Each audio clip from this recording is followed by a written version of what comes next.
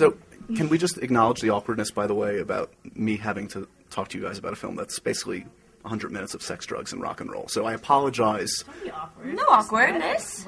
Let's revel in it. Yeah. So congratulations, though, on the film. You guys did a very fine job. Is there any aspect, though, when you take on a project like this that's particularly daunting? Because there are a lot of, it's the singing, it's the way you expose yourselves both emotionally and literally physically. I mean, what's the one thing that you're dreading or excited about before you start filming this one?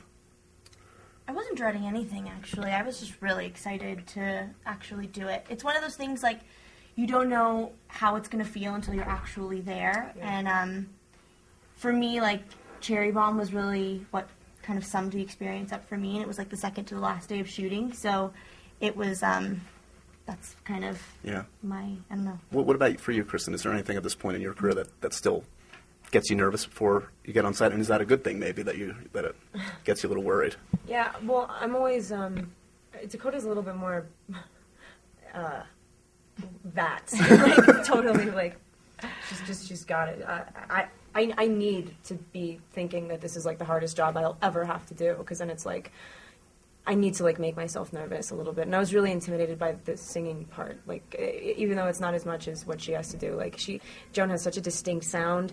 And, like, I didn't want to sound stupid. I didn't want to sound like I didn't sound anything like her.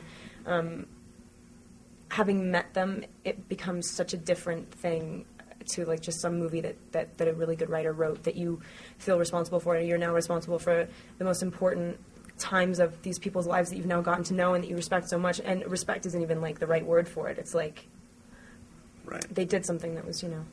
I'm so glad that we can like let other people, because I didn't. It was a landmark. Yeah, and I had never even heard of the Runaways, and a lot of young people haven't. So.